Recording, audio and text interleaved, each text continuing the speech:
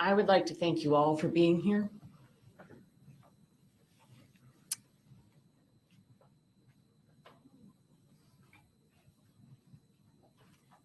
And to thank those of you who have shared your thoughts and feelings with the courts, either in writing or in open court here today. It is very meaningful to me, and I believe that it is important for the defendant and the world to hear what you have to say.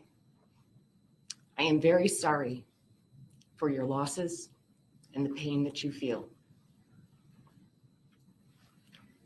I would like to recognize the heroic officers of the Buffalo Police Department who, without hesitation, ran towards the danger of an active shooter call, swiftly and professionally stopping and containing the defendant and putting an end to his evil rampage. Thank you. I have spent a lot of time thinking about this case, our community, our nation, how we got here, and where we go from here. It all comes down to character and having the strength to stand up for what is right. Our character is not defined by the good and easy times. It is defined by the hard and challenging times. And often, our character is revealed not necessarily by what we say, but by what we do. I am both immensely proud of and grateful for the way Buffalo has rejected the evil and hate that was inflicted on our community. The character of good people throughout this city, county, state, nation, and even internationally has shown through as they have stood with the victims of this heinous and cruel act. This indictment speaks to the 13 victims and their families that lost the most. But they are not the only victims. There are thousands that have been traumatized directly and vicariously by this defendant's actions. We have seen the community turn out in support and are seeing signs of much needed change in East Buffalo.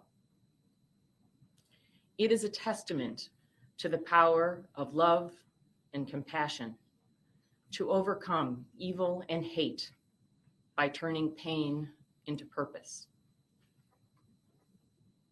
But it is just the beginning. We have a long way to go. This hateful act and other similar hateful acts across the country, motivated by white supremacy and replacement theory, are a reckoning for us as a nation. The ugly truth is that our nation was founded and built in part on white supremacy, starting with the treatment of Native Americans by the first European settlers, to the cruel, inhumane, economic engine, nation-building practice of slavery, to indentured servitude, to Jim Crow laws, to government policies creating segregated public housing with communities of color often placed in environmentally hazardous locations, to the manner in which expressways were built, dividing urban neighborhoods to create easy access to government subsidized developments in the suburbs with restricted covenants prohibiting the sale of suburban homes to African Americans, to redlining practices in communities of color, further devaluing those neighborhoods,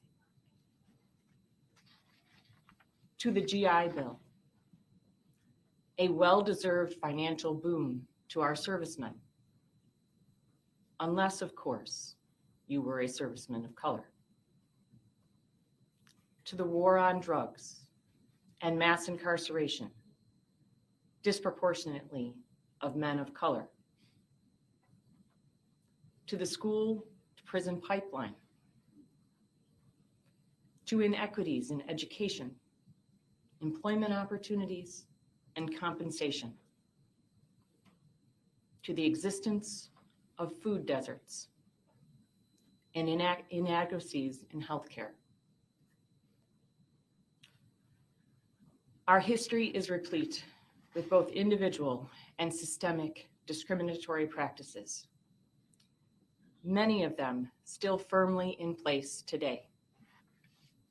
In fact, it is these very policies and practices that contributed to and made this atrocity possible.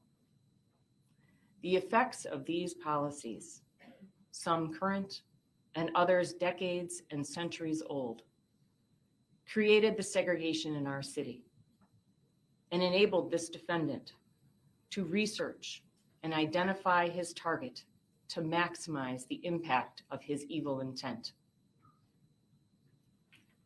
All of these policies and systems, either sponsored or tolerated by the government and implemented by individuals, were designed to destroy the very fabric of family life, opportunities for success, the creation of generational wealth, and even the mere existence of hope in communities of color.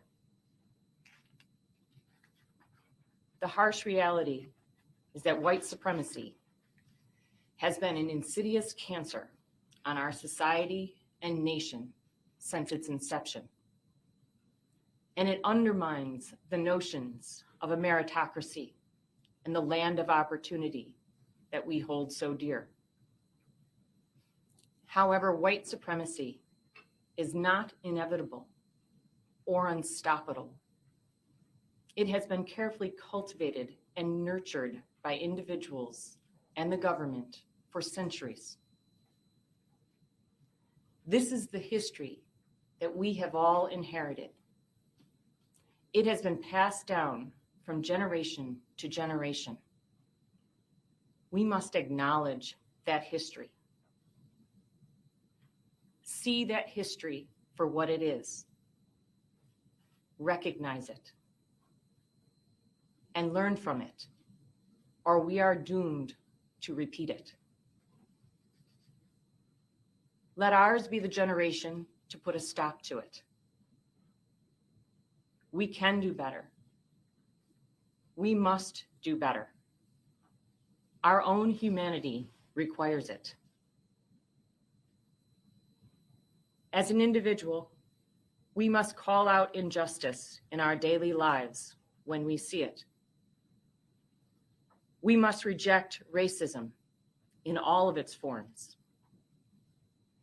We must be conscious of the power of our words and actions and the impact they have on those around us, both intended and unintended. We must demand better of our public servants in their efforts to address inequity. And we must embrace government policies aimed at creating and fostering diversity, equity, and inclusion. We must make the outpouring of support, love, and compassion that followed this heinous act an everyday practice. We are stronger together. These are hard and challenging times. Our characters are being tested. The future of our nation is at stake. Are we up to the challenge? I believe that we are. In the words of Poet Laureate Amanda Gorman, there is always light If only we are brave enough to see it. If only we are brave enough to be it. Mr. Gendron, please stand.